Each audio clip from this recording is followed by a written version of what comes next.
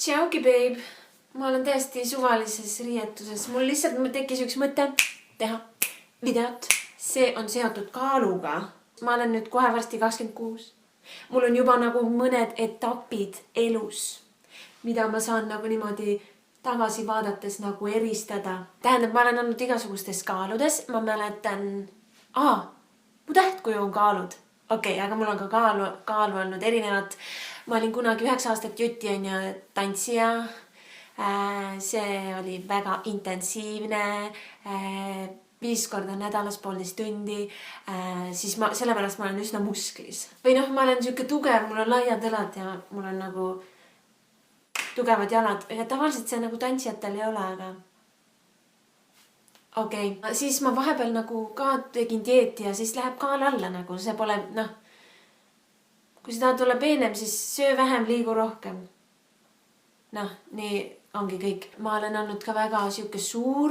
2 aastat tagasi, kui minul olid nagu hästi suured elumuutused, mul oli suur suhte purunemine, suhe endaga selline purunemine, selline see illusiooni purunemine, mis hoiakud mul olid nagu elu suhtes, eks ju. See on siuke üles täiskasvanuks saamise siuke moment, mida võiks igaüks läbida. Issand, kui palju linde õues on. Täitsa lõpp. Ja siis ma läksin pärast sellist suurt põmakat, mul oli siukene aasta aega selline hästi intensiivne periood, kus ma tegin hästi intensiivselt ka videosid YouTube'i ja ma läksin hästi kõhnaks, tõesti väga kõhnaks. Ja nüüd, kus ma olen palju juurde võtnud, ma vahel vaatan enda aasta tagasi tehtud videosi või 1,5 aastat tagasi tehtud videosi, siis ma olen väga kõhna ja ma vaatan, kas mulle meeldib see, aga kui ma näen seda pilti, siis mul tuleb nii suur kõhedus sisse. Mul on tunne, et ma ei taha kunagi sellisesse olukorda enam sattuda. Nii hirmuäratav, nii kõhe, nii selline pinnatu olek. Ja see oli väga hirmutav aeg, kus ma olin nii kõhna.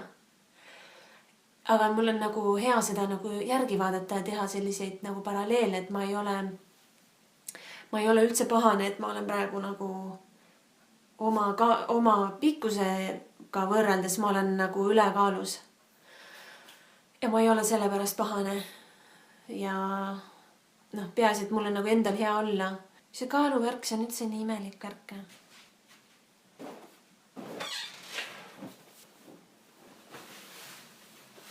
Vaatame, mis värki siin on. Minu arust see kõik on väga okei nagu. Siin, kui ma nii panen, eks ju, siis sa näed minu volte, kui ma lükkan kõhu välja. Aga ma ei tea, ma ei ole nagu üldse pahane selle pärast. Peaasi, et mul oleks nagu endal hea olla ja et mul kolesterool midagi kuskil ei ummistaks nagu. Ma arvan. Panem siit kinni, eks ju. Mõni võib äkki hästi vihaseks minna, kui siit teest on lahti. See on ka siuke kummaline värk. Nii et, oota, ma olen 161 sentimeetrit pikk, mitte kaalus. Aga mu kaal on mingisugune 68 või? Miks ma seda videot teen on ka see, et vahel ma teen mõne video niimoodi sellepärast, et keegi teine teeb ka niimoodi. Vaata. Ja muidu ma olen hästi siukene nagu iseseisev ja ma teen seda, mida ma tahan alati. Aga vahel on niimoodi, et kui mulle mingi video hästi mõjub, siis ma lihtsalt teen seda ka, et äkki see mõjub sulle ka hästi. Aga tantsime siis.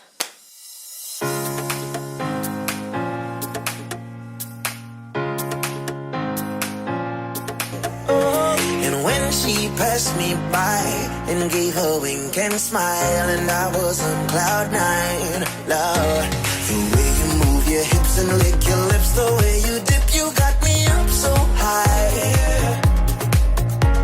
And girl, you got that body with them curls like a Bugatti. I just wanna drive, oh. And girl, you know, round and round your love, it winds me up like a hula hula hoop, hula hula hoop. Like a hula hula hoop. hula, hula, hoop. Oh, round and round your love, it winds me up like a hula, hula, hoop. Hula, hula, hoop. Oh, round and round your love, it winds me up like a hula, hula, hoop. Hula, hula, hoop. Oh. Nüüd ma tahan veel kehast rääkida. Naisterahvana on keha midagi, see on nagu siuke kuidagi väga oluline osa. Oota, meestel ka. Aga meeste puhul on see, et nad on oma kehaga nagu ühenduses. Ja neil see emotsionaalne keha on nagu natukene kuidagi kultuuri poolt nagu ühendusest väljas. Võib-olla ei ole ka, sorry, kui ma ütlen sulle valesti, meesterahvas. Ma pean natukene hinge tõmbama, aga ma ei viitsi hinge tõmmata praegu. Ma tõmban hinge sõnade vahel.